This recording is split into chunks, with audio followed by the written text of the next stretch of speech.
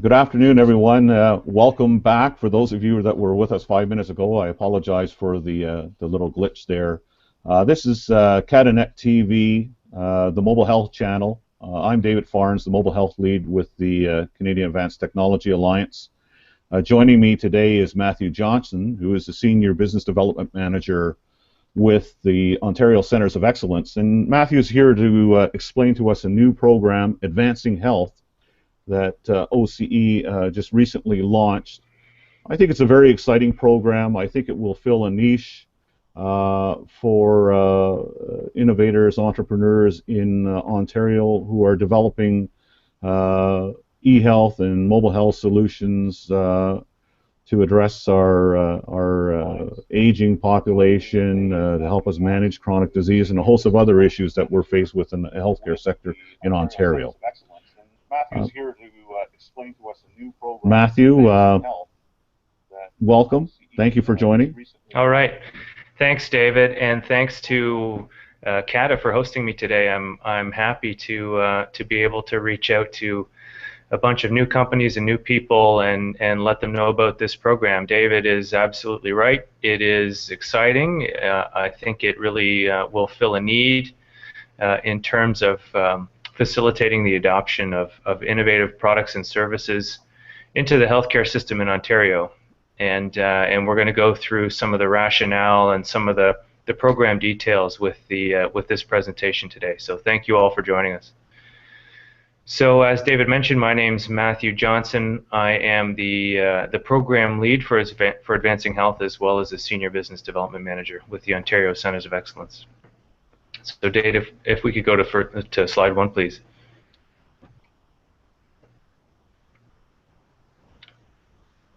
And do you see them, Matt? I can see the intro slide. If we could advance. Okay. Great, thank you. You're welcome. So first off, a little bit of the background and rationale behind this program. So it's really born out of a realization that the demand on our healthcare system is increasing substantially, as David mentioned, with an aging population, and there are certainly no signs of this increase declining. And it's understood that technology represents a significant opportunity to improve our healthcare service and be able to manage this increasing demand with impacts to patient health outcomes, user experience, and that means patients and physicians and all other stakeholders, as well as a reduction in cost. And so it's also recognized, though, that there are barriers and challenges in the existing system and procurement methodologies and whatnot that can get in the way of the adoption of new products, new innovative products and technologies and services by the public healthcare system. And with this program, we hope to be able to overcome some of these barriers through close collaboration between the technology industry, public healthcare institutions, academia, and other stakeholders. So next slide, please. So at a high level, the program objectives are to help enable the public healthcare sector to accelerate adoption of new technologies and process improvements, and to closely engage with the public healthcare community to help them to demonstrate these new products and services, with the targeted outcomes being better patient care and health outcomes, safety, again, user experience, and cost reduction. And finally, through these demonstration projects, we hope to identify and understand how to overcome some of the barriers that exist so that we might realize sustainable and long-term adoption of innovation in the public healthcare sector. Next slide. So just a quick overview. This is some of the details of the program at a glance. It will support collaborative demonstration projects between Ontario-based industry, academia, hospitals, and public healthcare organizations. With this program, we are targeting technologies which are market and demonstration ready. That is, they have been clinically validated. They have proceeded through any required regulatory approvals. So they are ultimately products that are saleable in Ontario. And so with each With each grant, we can provide up to $250,000 with a one-to-one matching requirement on the part of the project partners. And that match can be made up of a minimum of 25% cash and 75% in kind. In addition to the base $250 grant, there is an extra $100,000 in the form of two $50,000 academic vouchers that can go towards bringing academic collaborators on board the project to assist with the project activities. With this program, we expect to make 10 project investments over 2 years, and so this is year 1 of the program. We may fund up to 5 projects. It's possible we could do more if there are just excellent projects to be able to turn them away. And finally, it'll be a 2-stage application process, beginning first with an expression of interest, and that form is available for download from our website. And upon review of those EOIs, we'll be inviting those excellent project proposals to submit full proposals. Next slide, please. So how it works, and part of OCE's role in this initiative is to help to facilitate connections between Ontario-based hospitals and public healthcare institutions and the companies in order to pilot early market engagement and demonstrate these new innovative technologies where they are very closely aligned with a discrete need in the healthcare system, and that's very important. This is very much positioned as a pull program. So the problems should be broadly recognized throughout the system and by the partner, the public healthcare partners on the project. And so in support of this matchmaking, we will hold partnering forums, and the first one was held yesterday in Toronto. And this year's call is based on the theme of ICT and mobile applications designed to address challenges in acute care, community care, and/or mental health. So these are the clinical focus areas for the technology demonstration. There will be another call next spring, and the theme for that call has not been resolved, but you can count on this process repeating itself next year. Next slide, please. And so, as I said, there's up to $250,000 available from OCE for each project, and we expect to fund 10 projects throughout the entire 2-year program. The one-to-one matching requirement should be made up of cash and in-kind with a minimum of 25% cash. And these funds will go to support the direct costs of the demonstration project. Those costs can be incurred by the public health care partner, by the industry partner, and by other partners on the project. So we will disperse these funds in a reimbursement model. So each partner will invoice OCE for reimbursement of their costs in support of the activities and deliverables of the project. Some of the eligible costs include salaries, consumables, travel, some equipment and hardware, as well as costs associated with external service providers. And as I mentioned, Matthew, John Reed here. Just a question of clarification.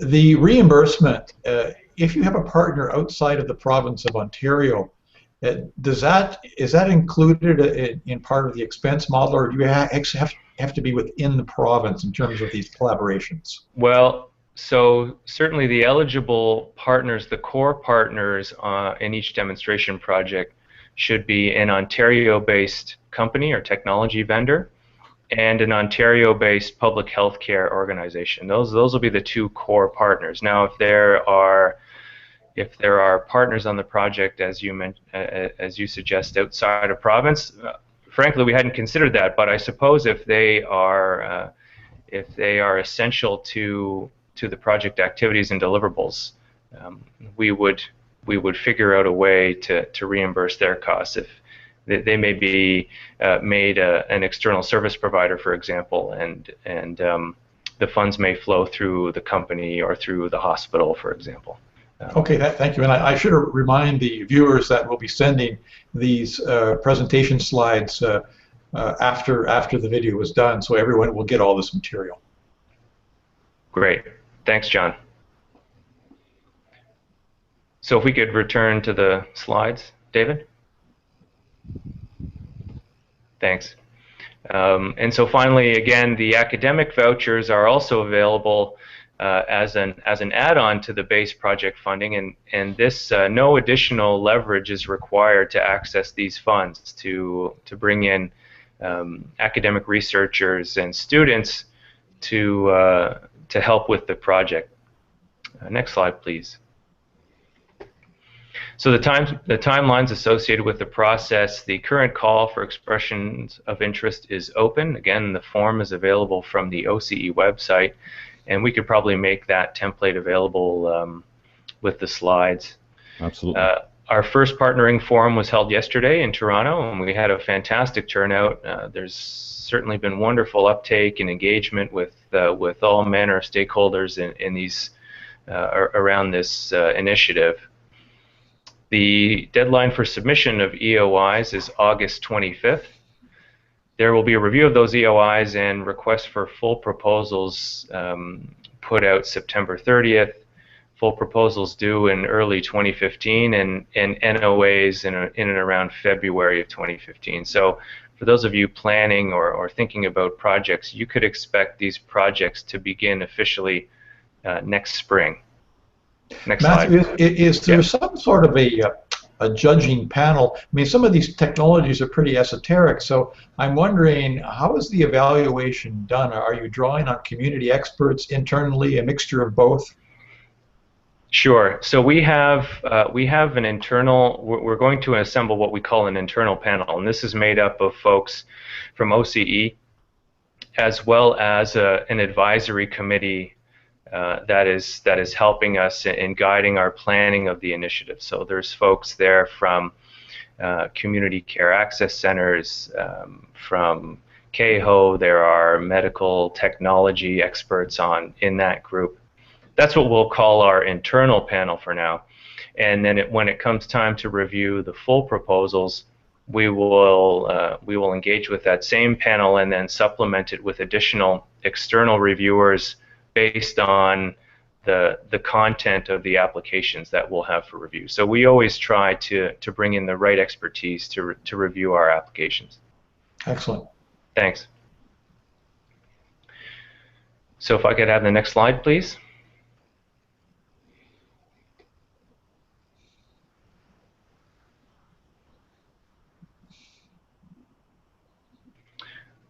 Okay, so a bit about the decision-making process. As I mentioned, there will be review of EOIs by an internal panel. I guess, John, your question was timely.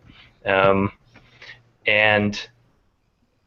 based on that review, those very strong EOIs will be invited to submit full proposals, and those full proposals will be completed via an online application portal. The EOI process is purely it's a Word doc. It's a Microsoft Word template, so easy to share, easy to access. And I should mention that we don't have a specific target in terms of the number of EOIs which we'll invite. So as many excellent EOIs as we receive, I imagine we'll invite as many full proposals. And in the full proposal assessment, again, we'll supplement our internal panel with additional expertise. Ultimately, the funding decision rests with OCE. Next slide. And so some of the program eligibility, we'll need to have the company based in Ontario, and this could include multinationals with an Ontario operation that includes some manner of technology development. If it's simply sales and marketing or distribution, that is likely not eligible. But certainly companies of any size or stage, so long as the technology, again, is market ready. On the demonstration site side, we'll be looking for public healthcare organizations, again, based in Ontario. In aggregate, the partners must meet the minimum cash and in-kind matching requirements of a total of 1-to-1 with a minimum of 25% cash. And the proposed project must be targeted at a problem that falls under the general theme of the program that I described earlier, that is ICT and mobile applications addressing challenges in acute care, community care, or mental health. And also we will be judging the projects on the experience and potential for close collaboration. We're really looking for a high level of collaboration and engagement between the partners throughout the process. As well, the technology should be such that it is scalable and exhibit a high potential for adoption. Next. And so the evaluation criteria are as I've described. We will assess the proposed solution with respect to the problem, the project plan, the plans for collaboration, the potential for adoption and scalability of the technology, and then finally the potential impact both to the healthcare system as well as to the company in terms of economic development, job creation, revenues, and whatnot, should the technology ultimately scale throughout the system or even to a global market opportunity. Next slide. And finally, and this is a very unique opportunity, I think. As part of each of the funded demonstration projects, the partners will work closely with OCE and an independent academic group to create a portfolio of case studies based on the funded projects. And so this academic group will help to define and measure certain performance metrics and collect all the data and be able to assemble the story of the project into a case study that will have influence on policy and be used as a tool to help guide revision of procurement methodologies and ultimately result in, or that we hope that it can help to inform a sustainable model for adoption of innovation by the healthcare system in Ontario. So this is a great opportunity for the companies to have their technologies highlighted by this independent group and be referred to through all of the future discussions around innovation adoption. Well, you know, Matthew, that's quite critical because in essence you're sharing best innovation practices. So for future people developing technologies, they may be able to learn of an efficiency or of a particular approach that has worked well. So going forward, it helps build further infrastructure. And certainly CATA, we're very into video interviews, and we'd be quite interested in talking to some of these CEOs and having them share some of their insights on what it's like to build a business, to grow a business. So I share with you an exclamation point on the importance of those case studies. That's you know, you've hit it right on the head, John. It's it's almost one of the most valuable outcomes of these projects in our view, even beyond the direct impact of the adoption of the technology in the system during the project. It's what we can all learn from each of those projects in helping to create an environment in Ontario to see others follow that same lead. So really a critical initiative, and we're hoping to get really innovative projects to choose from. Thanks. And I think that's the end of the slide deck. I think the last slide would have had some contact information for myself and my colleague Jennifer, who is the program manager. So it had our emails and phone numbers if anyone wanted to connect with us further. We are certainly available and happy to discuss the program with anyone who's interested. So with that, I'll end and take questions if there are any. Well, thanks, Matt. That's fantastic. I'll throw up the contact information there, and we'll make that available at the end of the at the end of the session, and when we package this up and put it up on the social network. So Great. that was absolutely fantastic. Like, I've been at this with CATA and the Mobile Health Advisory Board since the fall of last year, and I got to say, the discussion of this program that you just presented really hits a lot of the key areas that we've identified, especially like the last point that you were really making around case studies. Mm-hmm. I mean, I think there's a lot of innovation out there in Canada in the health sector. I think we're not adopting it at maybe the rate we need to. And I think, the lack of case studies, the lack of metrics is really one of the top issues that we've identified. The advisory board at CATA has asked us to highlight something, every 2 weeks, highlight a new innovation, ideally with some metrics. So this is really going to help accumulate some of that information, and we're going to launch next week in a beta form what I like to call a book of living case studies, where we try to compile all of that information and bring it together. So that's fantastic, and I love the fact that this is a poll program. Maybe just talk about maybe where that came from, that idea of pulling this together as a poll program to drive adoption. Right. Well, so the initiative begins at the provincial level, and with the mandate for broad review of procurement methodologies and how they might be updated and revised to better accommodate the adoption of innovation. I mean, it's understood that in particular in healthcare, the public cost of healthcare is far and away the largest of any of our public expenses, and